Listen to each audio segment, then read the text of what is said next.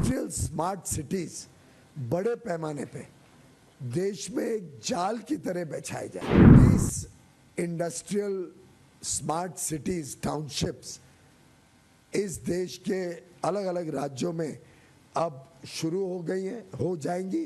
8 शुरू हो गई हैं, 12 और जल्द शुरू हो जाएंगी। 50 से 70 लाख और नौकरियों का साधन ये हमारे 12 इंडस्ट्रियल स्मार्ट सिटीज जो आज कैबिनेट ने अप्रूव किए, इसमें खड़े होने की संभावना है। हम सब जानते हैं कि अगर देश को विकसित देशों की श्रेणी में आना है तो अवश्य उसमें आत्मनिर्भरता भी जरूरी है, उसमें उत्पादन भी जरूरी है कि जो हमारे देश की ज़रूरतें हैं वो भारत में बने।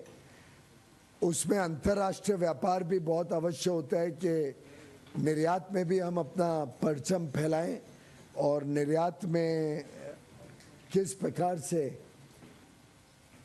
भारत जो $2 ट्रिलियन का हमने एक इंटरमीडिएट लक्ष्य अगले 6 साल में 2030 तक जो $2 ट्रिलियन का लक्ष्य, जिसमें $1 ट्रिलियन उत्पादन होगा, $1 ट्रिलियन सेवा के क्षेत्र में होगा, इसको भी पूरा करें।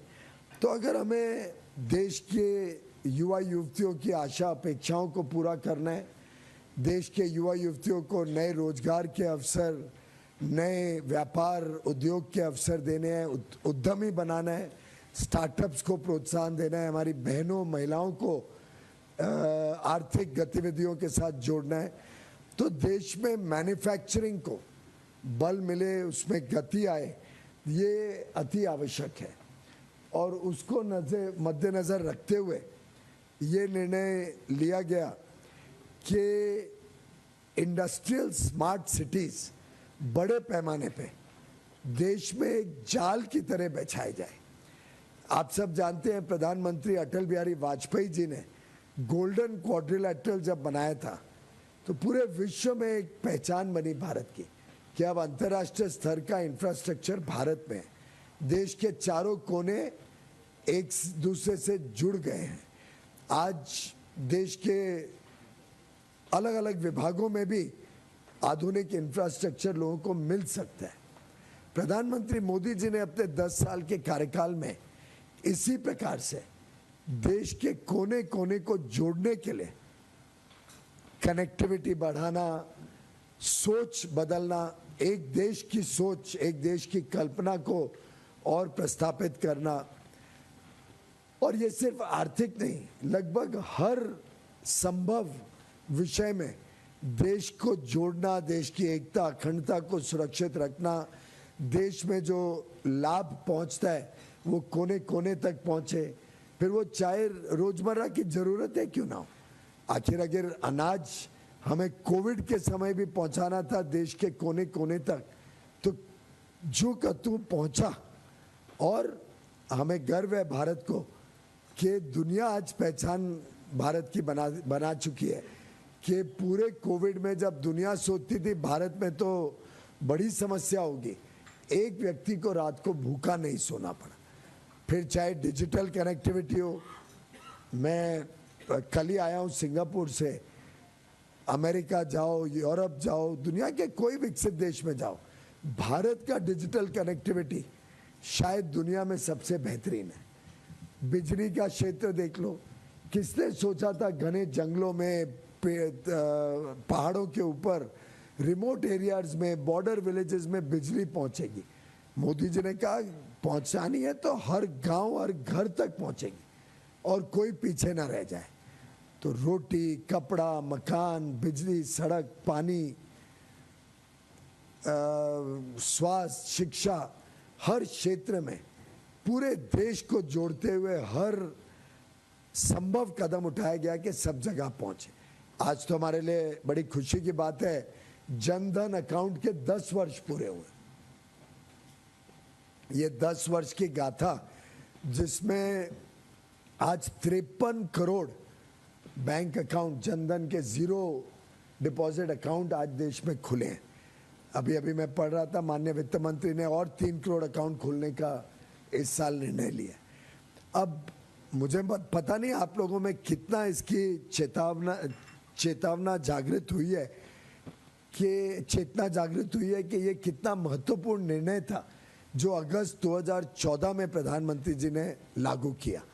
क्योंकि अगर जनधन अकाउंट के माध्यम से हर घर और अब तो लगभग हर नागरिक का अपना खुद का बैंक अकाउंट नहीं होता, तो ये जो कल्पना से बाहर काम हुए हैं 10 वर्ष में, ये शायद नहीं हो पाते। आज डायरेक्ट बेनिफिट ट्रांसफर से 35 लाख करोड़ रुपए पहुंचाना बिना भ्रष्टाचार, बिना बिचौलिए, पारदर्शी तरीके से हर लाभार्थी तक, ये संभव नहीं होता। इतने बड़े पैमाने पे डिजिटल टेक्नोलॉजीज का भारत में लागू होना और उसके माध्यम से भारत एक विश्व ताकत बन जाए और भारत की डिजिटल टेक्नोलॉजीज दुनिया की ईर्ष्या का कारण बने, ये जनधन खातों के बगैर हो नहीं सकता। पर प्रधानमंत्री जी स्वयं मॉनिटर करके, और ये मैंने मेरे बीट जर्नलिस्ट को तो पता है, मैंने कई बार बताया भी है, कैसे प्रधानमंत्री जी रोज सुबह 9 बजे, रोज सुबह अगस्त 2014 से जनवरी तक जो पहला चरण था, रोज सुबह मॉनिटर करते थे आज कितने खाते खुले, कहाँ पे अच्छा चल रहा है, कहाँ कमजोर है, जहाँ अच्छा चल रहा है उनको प्रोत्साहन देना, जहाँ कमजोर है उनकी समस्या समझ के उनको बढ़ाना। तो एक प्रकार से सरकार की पहचान रही है कि पूरे देश में बहुमुखी विकास हो। ये मैं इससे परिप्रेक्ष्य दे रहा हूँ कि आज का निर्णय एक बहुत अहम कड़ी इस दृष्टिकोण से देखने की आवश्यकता है। देश के कोने कोने में जब इंडस्ट्रियल सिटीज बनेंगी, स्मार्ट सिटीज बनेंगी, और जो 11 इंडस्ट्रियल कॉरिडोर हमने निर्धारित किए हैं, वो एक प्रकार से गोल्डन क्वाड्रिलैटरल की तरह पूरे देश को कवर करते हैं। 11 इंडस्ट्रियल कॉरिडोर। अब एक एक कॉरिडोर में राज्य सरकारों से वार्तालाप करके, विचार विमर्श करके हम इंडस्ट्रियल सिटीज या मल्टी मॉडल लॉजिस्टिक्स हब्स या मल्टी मॉडल ट्रांसपोर्ट हब्स खड़े कर रहे हैं।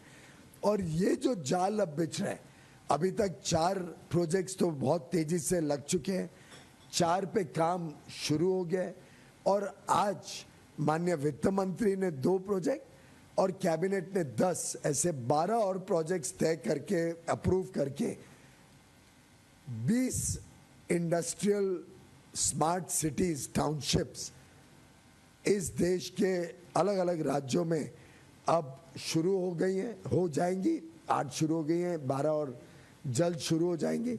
इन सभी 20 प्रोजेक्ट्स की जमीन निक डिग के हाथ में है। आज के 12 प्रोजेक्ट्स में 28,602 करोड़ रुपए का निवेश होना, फर्स्ट स्लाइड, और लगभग 10 लाख लोगों को सीधा नौकरी मिले, और इनडायरेक्ट नौकरी के अलग अलग अनुमान होते हैं।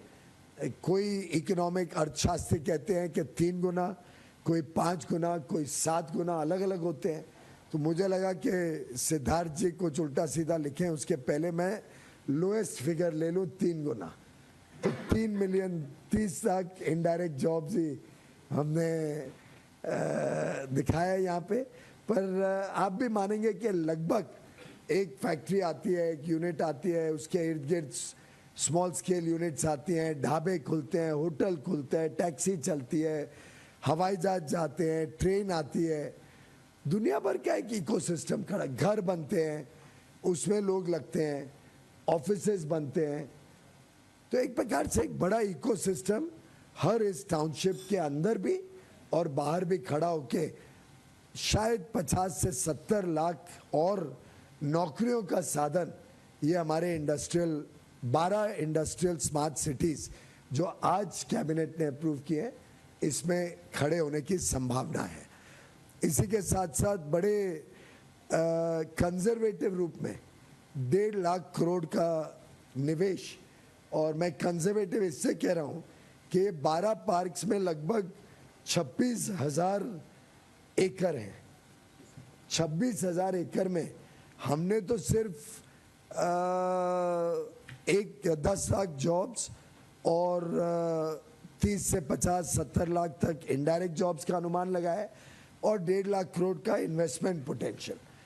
पर अगर आप आगे की एक स्लाइड में जाएं, जरा इसको take it to forward slide. जो एग्जिस्टिंग 4 है ना, नहीं, take it to slide 18, 18 slide पे लेके जाओ। मैं इससे इस स्लाइड को आपको पहले दिखा रहा हूँ, स्लाइड 18 और आगे, और आगे। हाँ, अब ये स्लाइड देखिए, अभी तक हमने सिर्फ 3,380 एकड़ ये 4 इंडस्ट्रियल टाउनशिप्स में अलॉट किए हैं, ठीक है। अब कितने अप्रूव हो रहे हैं? 26,000। 3,500 एकड़ में ऑलरेडी इन्वेस्टमेंट पोटेंशियल 1,72,000 करोड़ का है। तो आप कल्पना करिए कितना कंजर्वेटिव एस्टिमेट लेके सरकार चल रही है। स्वाभाविक है, कुछ टाउनशिप में बड़ा निवेश आएगा, कुछ में शायद छोटा लघु उद्योग या छोटे यूनिट्स, लेबर इंटेंसिव यूनिट्स ज्यादा आएंगे। हर एक टाउनशिप की अपनी अपनी विशेषता होगी। लेकिन आप ये भी देखेंगे, गुजरात में है, एक महाराष्ट्र, एक यूपी और एक मध्य प्रदेश। तो एक बड़ा फेयर मिक्स है, 2 एडवांस और इंडस्ट्रियल स्टेट्स, 2 स्टेट्स जहाँ औद्योगिक विकास कम है। उसके बावजूद 3,500 एकड़ में 1,72,000 करोड़ निवेश कमिट हो चुका है और 80,000 डायरेक्ट जॉब्स कमिट हो चुके हैं ऑलरेडी। तो अगर इससे आप अगर अनुमान लगाएं तो आप कल्पना कर सकते हैं कितना बड़ा निवेश आने की संभावना 26,000 एकड़ में, यानी लगभग 20 गुना है। कितना बड़ा निवेश आने की संभावना है, कितनी ज्यादा नौकरियों की संभावना है, रोजगार की, स्टार्टअप्स की, कारोबार की, व्यापार की संभावना है।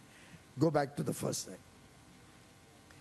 हम जो प्रोजेक्ट्स आज अप्रूव कर रहे हैं, तो एक प्रकार से वो गोल्डन क्वाड्रिलैटरल के तरह, एक माला की तरह, beads on a necklace as I call them. अगर आप देखेंगे तो नॉर्थ, साउथ, ईस्ट और वेस्ट सभी जगह, नॉर्थ में आज हमने राजपुरा, खुरपिया और आगरा और जोधपुर, पाली क्षेत्र में प्रोजेक्ट्स को अप्रूव किया है। ईस्ट में देखेंगे तो प्रयागराज और गया, साउथ में देखेंगे तो ओरवक्कल, कोप्परती और पलक्कड़ और जहीराबाद, 4 किए हैं। 2 आंध्रा में, एक केरल में, एक तेलंगाना में, और पश्चिमी क्षेत्र में देखेंगे तो दिघी। ऐसे करके नॉर्थ, साउथ, ईस्ट, वेस्ट सभी जगह है। ये भी आपके ध्यान में आएगा कि जो एक्ट ईस्ट पॉलिसी है, जिसमें जो ईस्टर्न स्टेट्स हैं, जिसमें आंध्र प्रदेश, बिहार, उड़ीसा, पश्चिम बंगाल, इन क्षेत्रों पे हमारा विशेष ध्यान रहता है। ये अलग बात है कि पिछली सरकारों ने हमें उड़ीसा में ज़मीन अभी तक नहीं उपलब्ध कराई, या पश्चिम बंगाल तो बात भी नहीं करता है। पर आज ही कैबिनेट अप्रूवल के तुरंत बाद मेरे भाई धर्मेंद्र प्रधान जी मेरे पास आए। उन्होंने कहा अब उड़ीसा में भी अगला निकनिक का इंडस्ट्रियल टाउनशिप होना चाहिए, सरकार बदल गई है, अब हम ज़मीन आपको उपलब्ध करा देंगे। तो उड़ीसा ऑलरेडी आ गया है। हो सकता है आगे चल के अब यही स्थिति पश्चिम बंगाल में भी हो जाए। तो ये दर्शाता है कि जहाँ जहाँ राज्य हमारे साथ जुड़ जाते हैं, वहाँ वहाँ केंद्र सरकार 4 कदम आगे जाके उनके साथ मिलके औद्योगिक विकास के लिए प्रतिबद्ध है। ये सब प्रोजेक्ट्स में वर्ल्ड क्लास इंफ्रास्ट्रक्चर, प्रधानमंत्री की गति शक्ति का जो एक डिजिटल सैटेलाइट के माध्यम से बनाया हुआ टेक्नोलॉजी है, उससे इन सब प्रोजेक्ट्स की स्टडी करी गई है, मैपिंग करी गई है। थोड़ा आगे 1-2 मैं एग्जांपल्स भी दूंगा। और प्लग एंड प्ले इंफ्रास्ट्रक्चर, इसको दिमाग में रखते हुए कि लोग अपने घर से काम तक चल के या साइकिल पे भी जा सके, एनवायरमेंटल इकोसिस्टम्स क्रिएट करना, सस्टेनेबल सिटीज़ बनाना और रीजनल डेवलपमेंट को बैलेंस रखना, ये सब हमारे लक्ष्य रहे हैं। और इसी से हम समझते हैं कि ग्लोबल वैल्यू चेन्स में भारत का योगदान बढ़ेगा और भारत में निवेशकों को ज़मीन सरलता से, आसानी से और तुरंत मिलना शुरू हो जाएगा। ये अलग अलग चीज़ें हैं जो ग्रीनफील्ड प्रोजेक्ट्स में हम ध्यान देते हैं। प्लग एंड प्ले इंफ्रास्ट्रक्चर हो, पानी अच्छा हो, पोर्टेबल हो, ड्रिंकिंग वाटर, और गार्डनिंग और टॉयलेट्स के लिए रिसाइकल वाटर सस्टेनेबिलिटी के हिसाब से, 24 घंटा रिलायबल पावर सप्लाई उपलब्ध हो, एफ्लुएंट ट्रीटमेंट प्लांट जिससे एनवायरनमेंट फ्रेंडली हो। हम एनवायरनमेंट क्लियरेंस लेके साथ में इंडस्ट्रियल प्लॉट देते हैं, तो बेसिक एनवायरनमेंट क्लियरेंस पूरे एरिया का हम करने के बाद ही प्लॉट्स अलॉट करते हैं, तो एक बड़ा जो डिले होती है प्रोजेक्ट लगाने में वो कम हो जाती है, फास्टर। और ये 12 के 12 प्रोजेक्ट्स में हमारे पास एनवायरनमेंट क्लियरेंस हाथ में, तो उससे प्रोजेक्ट लगाने वालों को, निवेशकों के लिए रास्ता सरल हो जाता है। मल्टी मोडल कनेक्टिविटी, हर पार्क में रेलवे की कनेक्टिविटी, इनलैंड कंटेनर के माध्यम, इनलैंड कंटेनर टर्मिनल या रेलवे के माध्यम से या पोर्ट नज़दीक होने के माध्यम से port connectivity, air connectivity, highway connectivity, सबको देखा जाता है। वॉक टू वर्क मैंने बताया। गैस पाइपलाइन जहाँ जहाँ पे अभी नहीं है उधर हम प्रोत्साहित कर रहे हैं गैस कंपनीज को पाइप गैस मिले वहाँ। एनवायरनमेंट क्लियरेंस सबका है 12 की 12, और पहले 820 के 20 का एनवायरनमेंट क्लियरेंस देके ही हम जमीन देते हैं। सिंगल विंडो क्लियरेंस, वहाँ क्षेत्र की जो जो अप्रूवल्स है वो सिंगल विंडो क्षेत्र में मिलती है, और राष्ट्रीय स्तर पे जो अप्रूवल्स है वो नेशनल सिंगल विंडो सिस्टम के माध्यम से सब अप्रूवल सरलता से मिले। पूरा जो ज़मीन का मैनेजमेंट सिस्टम है वो इंटरनेट के माध्यम से ई लैंड मैनेजमेंट सिस्टम है। जो एंकर इन्वेस्टर्स आते हैं, जो पहले प्रोजेक्ट लगाते हैं, कोई बड़ी यूनिट जिसके इर्द गिर्द और लोग आए निवेशक, उनको हम डिस्काउंट भी देते हैं। पेमेंट टर्म्स फ्लेक्सिबल रखे हैं, किसको पूरा अपफ्रंट देना है उसको सस्ती मिल जाती है, किसको 2 साल 4 साल अलग अलग 5 साल लंबा भी मैंने कहा है पेमेंट टर्म्स हम ऑफर करेंगे। तो हर एक व्यक्ति को टेलर मेड पेमेंट टर्म्स हम देने के लिए प्रतिबद्ध हैं। सब एप्लीकेशंस और अप्रूवल्स ऑनलाइन है, पारदर्शी तरीके से हैं, बिना भेदभाव के। सिटी प्लानिंग इंटीग्रेटेड रूप में किया जाता है। वहाँ के जो सोशल इंफ्रास्ट्रक्चर है उससे लोगों को क्वालिटी लाइफ मिले। टेलीकॉम और ऑप्टिकल फाइबर केबल की कनेक्टिविटी हो, और जो केंद्र सरकार की जहाँ अब उपलब्ध हो जैसे सेमीकंडक्टर में या पीएलआई स्कीम में, या राज्य सरकारों की जो जो इंसेंटिव और सब्सिडी स्कीम है वो सभी को इन पार्क्स में मिलती है। और प्लॉट के साइज भी हम टेलर मेड करते हैं to suit the requirement of each company.